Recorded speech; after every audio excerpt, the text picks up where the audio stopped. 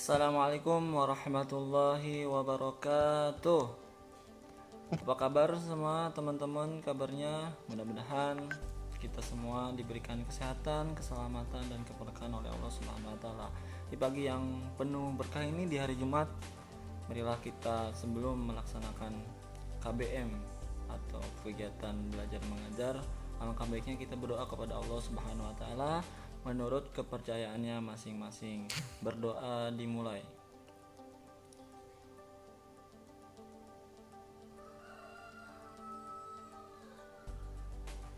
Selesai. Mudah-mudahan doa kita dikabulkan oleh Allah Subhanahu wa taala. Sebelum kita memulai materi hari ini atau pertemuan kali ini, perkenalkan mungkin dari teman-teman belum banyak yang tahu, memang belum tahu siapa Bapak. Pasti bertanya, ini siapa? Ya, Bapak adalah guru PAI baru yang menggantikan Pak Teguh. Pak Teguh kemarin karena harus pindah atau milih salah satu sekolah, jadi Bapak alhamdulillah keterima di atau sebagai pengganti dari Pak Teguh. Alhamdulillah nanti teman-teman semua akan diajar oleh Bapak. Kita di sini santai aja tapi serius ya, santai tapi serius. Kita awali dengan niat dalam hati. Mudah-mudahan apa yang hari ini kita belajar mudah-mudahan diberikan manfaat serta barokah, khususnya bagi teman-teman semua yang memang hari ini diniatkan untuk belajar. Mudah-mudahan kita diberikan ilmu yang bermanfaat dan barokah. Selanjutnya, ketika kita belajar, alangkah baiknya kita harus niat diiringi dengan sungguh-sungguh untuk bisa untuk memahami materi apa yang telah diajarkan, apa yang kalian baca, apa yang kalian lihat di video ini. Mudah-mudahan kalian semua sungguh-sungguh dalam memahaminya, serta kita niatkan karena Allah Subhanahu wa taala. Karena di dalam sebuah hadis, innama a'malu binniyat, sesungguhnya amal perbuatan itu tergantung niatnya. Apabila niat kita baik, maka hasilnya pun akan baik. Apabila niat kita tidak baik, maka kedepannya pun tidak akan baik. Ketika kita sekarang niatnya untuk belajar karena Allah, mudah-mudahan ilmu itu akan diserap, akan ditransfer langsung oleh kita masing-masing. Mudah-mudahan kita semua termasuk orang-orang yang memang ikhlas dalam belajar. Belajar itu suatu ibadah kepada Allah Subhanahu wa taala, karena belajar menuntut ilmu adalah suatu kewajiban, dan tentunya baik niatnya buat mencerdaskan serta mengamalkan apa yang ada di dalam ilmu Allah Subhanahu wa taala. Langsung saja dari anak-anak buka modulnya. Nanti Bapak akan jelaskan terkait materi yang sudah ditulis di dalam modul. Apabila nanti tidak paham, silahkan nanti ada sesi diskusi dan sesi tugas yang lainnya yang sudah ada di e-learning. Kalian masuk pakai akun masing-masing ya. Pada pertemuan kali ini pelajaran PAI yaitu membahas tentang iman kepada kitab-kitab Allah Subhanahu wa taala. Ya, kita masuk ke PPT. Kalian lihat yang pertama yaitu beriman kepada kitab-kitab Allah. Kalian bisa langsung lihat atau pahami. Nanti Bapak saya jelaskan, dengarkan baik-baik. Apabila ada yang mau dicatat. Yang pertama yaitu beriman kepada kitab-kitab Allah. Sebelum kita masuk ke materi, tujuan dari pembelajaran ini yaitu satu, kalian bisa menjelaskan makna iman kepada kitab-kitab Allah. Yang kedua, menjelaskan kandungan dalil nakli tentang iman kepada kitab-kitab Allah. Dan ketiga, perilaku yang mencerminkan iman kepada kitab-kitab Allah. Dan yang keempat, mengimplementasikan perilaku iman kepada kitab-kitab Allah dalam kehidupan sehari-hari. Silakan disimak materi yang selanjutnya, yaitu makna. Kita pertama itu makna. Apa sih itu iman? Apa sih itu kitab? Kalian tentunya belum terlalu mengenal atau mengetahui sebelumnya apa makna iman dan kitab-kitab Allah. Ayo kita sama-sama kita bahas mengenai ini. Yang pertama, iman. Iman itu apa sih? Menurut bahasa yaitu percaya atau yakin. Di mana yakinnya itu? Yaitu di dalam hati. Selanjutnya menurut istilah itu meyakini setulus hati yang mengakar kuat, mengucapkan dengan lisan dan mengamalkan dengan perbuatan. Ketika kita percaya di dalam hati, selanjutnya apa yang harus kita lakukan? Yaitu diucapkan dengan lisan, yaitu dengan asyhadu alla ilaha illallah wa asyhadu anna muhammadar rasulullah. Yang pertama, asyhadu, saya bersaksi, asyhadu alla ilaha illallah, bahwa tiada Tuhan selain Allah. Selanjutnya, wa asyhadu anna muhammadar rasulullah, dan aku bersaksi bahwa Nabi Muhammad adalah utusan Allah. Ketika kita udah mengucapkan, mungkin dari kecil kita sudah mengucapkan, dari sholat kita kan udah mengucapkan, udah yakin nih bahwa kita beriman, percaya gitu. Selanjutnya apa yang dilakukan? Mengamalkan dengan perbuatan. Apa aja amalan dengan perbuatan? Banyak ya yang diperintahkan oleh Allah Subhanahu wa taala. Contohnya melaksanakan sholat, melaksanakan puasa, melaksanakan zakat, dan melaksanakan ibadah-ibadah yang memang diperintahkan di dalam Al-Quran. Selanjutnya, kitab. Kitab itu apa sih? Kitab itu adalah wahyu Allah yang dibukukan. Artinya wahyu Allah yang dibukukan, yang telah diturunkan kepada Nabi dan Rasul agar disampaikan kepada umatnya sebagai pedoman hidup untuk kebahagiaan dunia dan akhirat. Kitab-kitab Allah itu bukan hanya Al-Quran ya. Jadi kitab Al-Quran, kitab Allah itu ada Al-Quran, ada Zabur, Taurat, Injil. Nah, yang sekarang kita pegang adalah Al-Quran. Berarti kita meyakini bahwa Al-Quran itu adalah firman Allah, kalam Allah yang disampaikan kepada Nabi dan Rasul. Nanti ketika Allah menyampaikan ke Nabi dan Rasul, setelah itu dibukukan atau dikitabkan berupa Al-Quran dan disampaikan ke umatnya masing-masing, atau sebagai pedoman hidup untuk kita semua sebagai umat Islam yang kita pegang saat ini, yaitu Al-Quran. Itulah sebagai pedoman hidup. Selanjutnya, ada 3 makna mengimani kitab Allah. Yang pertama yaitu meyakini apa? Meyakini Al-Quran menjadi kitab suci yang diturunkan terakhir, yang membenarkan sebagian ajaran sekaligus korektur terhadap ajaran kitab suci sebelumnya. Jadi Al-Quran itu kita yakini bahwa itu benar-benar asli, benar-benar firman Allah, dari firman-firman Allah yang diturunkan kepada Nabi gitu. Kita yakin bahwa Al-Quran itu memang membenarkan dari kitab sebelumnya. Apa sih kitab sebelumnya? Kayak Zabur, kayak Injil, kayak Taurat, itu kitab-kitab sebelumnya. Jadi datangnya Al-Quran itu semuanya untuk menyempurnakan, membenarkan segala kitab yang sebelumnya diturunkan oleh Subhanahu wa taala. Kita yakin bahwa Al-Quran itu memang kitab yang benar-benar, yang sempurna gitu. Selanjutnya, meyakini Allah telah menurunkan 4 kitab suci. Nah, yang tadi apa aja? 1. Zabur, Taurat, Injil, dan Al-Quran. Jadi sebelum Al-Quran datang, Allah pun menurunkan 4 kitab suci itu, yaitu Zabur, Taurat, Injil, dan Al-Quran. Kita harus yakin bahwa kitab-kitab itu ada sebelum Al-Quran. Selanjutnya, yang terakhir itu meyakini Al-Quran menjadi kitab suci yang masih terpelihara utuh dan asli.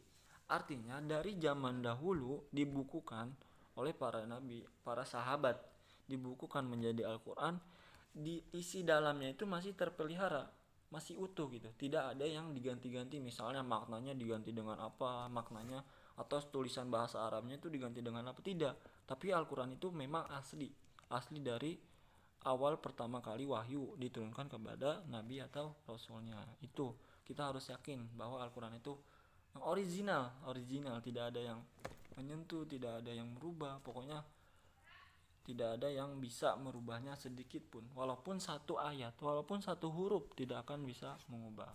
Itu tiga makna mengimani kitab Allah. Selanjutnya, perbedaan kitab. Pasti kita udah mendengarkan sebelumnya ada kitab, ada suhuf. Nah, ini perbedaannya. Jadi kalau kitab itu adalah wahyu Allah yang disampaikan kepada para rasul sudah berbentuk buku. Kitab artinya sekarang nih, yang kitab itu. Isi kitab lebih lengkap jika dibandingkan dengan isi suhuf itu. Selanjutnya, suhuf itu apa? Wahyu Allah yang disampaikan kepada rasul tetapi masih berupa lembaran-lembaran. Jadi suhuf itu masih terpisah gitu. Ada misalnya ada di para sahabat. Artinya suhuf ini masih satu lembar. Misalnya fotokopian mah gitu. Kita mau fotokopi 10 nih misalnya. Jadi baru satu lembar. Ketika kita dijadikan 10 itu menjadi di staples lah istilahnya, di pakai kalau fotokopian itu. Nah, itu menjadi misalnya sebuah nama makalah. Nah, Al-Quran juga dulunya masih satu lembaran-lembaran yang terpisah. Ketika itu para sahabat ada inisiatif untuk mengumpulkan semua lembaran-lembaran itu menjadi berupa kitab atau yang sekarang kita pegang yaitu Al-Quran. Itu ya perbedaan antara kitab dan suhuf. Selanjutnya ini kitab-kitab dan para penerima. Sebenarnya udah tahu belum? Jadi Allah menurunkan kitab itu bakal diturunkan kepada nabi, yaitu 4 nabi. Yang pertama kitab Jabur. Kitab Jabur ini isinya tentang doa, zikir, pengajaran dan hikmah, dan diperuntukkan hanya untuk Bani Israel. Jadi waktu itu ketika kaum Bani Israel yang dipimpin sama Nabi Daud, maka kitab Jabur sebagai pedoman apa? Untuk beribadah, semata-mata untuk beribadah yang memang isinya tadi doa, zikir gitu. Jadi kitab Jabur itu diturunkannya kepada Nabi Daud. Selanjutnya kitab Taurat. Kitab Taurat ini diturunkan kepada Nabi Musa. Isinya tentang apa? Petunjuk dan cahaya kebenaran. Jadi dalam kitab Taurat ini isinya tidak melenceng, tetap sebagai petunjuk dan kebenaran. Serta di dalamnya itu ada kisah perjalanan Bani Israil dan kekejaman Fir'aun. Tahu sendiri ya bagaimana dulu kisah Fir'aun. Dia mengaku-ngaku sebagai Tuhan segala macam. Di dalam kitab Taurat itu dikisahkan dari kaum Bani Israil dan kekejaman Fir'aun. Itu terjadi pada Nabi Musa. Selanjutnya kitab Injil, yaitu isinya juga tentang petunjuk dan penerangan. Diperuntukkan juga hanya kepada Bani Israel atau Nabi Isa yang hidup di tanah Kanaan sekitar abad ke-1 sebelum Masehi. Ini kitab Injil ini diturunkannya kepada Nabi Isa. Banyak yang bertanya, kenapa sih sekarang itu kitab Injil malah melenceng gitu kan, malah segala macam gitu. Tidak, sebenarnya kitab-kitab terdahulu itu intinya untuk beribadah atau untuk hal-hal kebaikan kepada Allah Subhanahu wa taala. Dikarenakan memang banyak sekarang yang merubahnya. Merubah apanya? Merubah isinya. Seakan yang memang melenceng dari ajaran Allah. Selanjutnya ini adalah yang sudah kita sebagai pedoman hidup, yaitu kitab Al-Qur'anul Karim. Al-Qur'anul Karim isinya itu tentang ajaran Allah, perintah Allah, pedoman hidup, tentang bimbingan yang benar kepada manusia sepanjang masa agar bahagia di dunia dan di akhirat.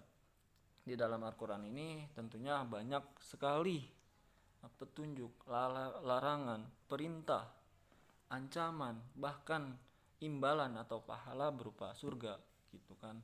Agar kenapa? Agar tattaqun, agar orang-orang itu bertakwa. Yaitu bertakwa itu apa?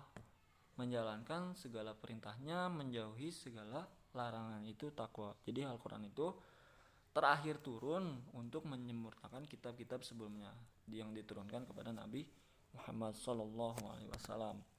Selanjutnya mengenai dalil, ini adalah dalil tentang kita adanya kitab-kitab Allah. Yang pertama itu An-Nisa.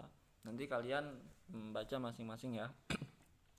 أعوذ بالله من الشيطان الرجيم. بسم الله الرحمن الرحيم. يا أيها الذين آمنوا بالله ورسوله والكتاب الذي نزل على رسوله والكتاب الذي أنزل من قبل ومن يكفر بالله وملائكته وكتبه ورسله واليوم الآخر فقد ضل ضلالا بعيدا.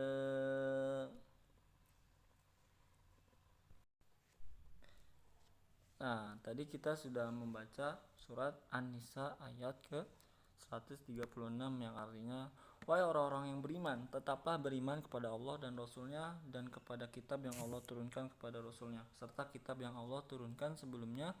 Barang siapa yang kafir kepada Allah, malaikat-malaikatnya, kitab-kitabnya, rasul-rasulnya dan hari kemudian, maka semua orang itu telah sesat sejauh-jauhnya. Jadi ayat di sini memang diperintahkan untuk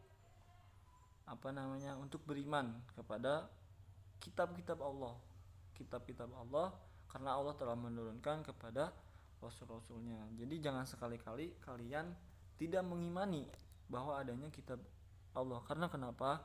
Karena orang yang tidak mengimani kitab-kitab Allah maka akan sesat sejauh-jauhnya. Ini adalah ayat Al-Quran surat An-Nisa yang ke 136. Selanjutnya ada lagi surat Al-Imran ayat 3-3. A'udzu billahi minasyaitonir rajim.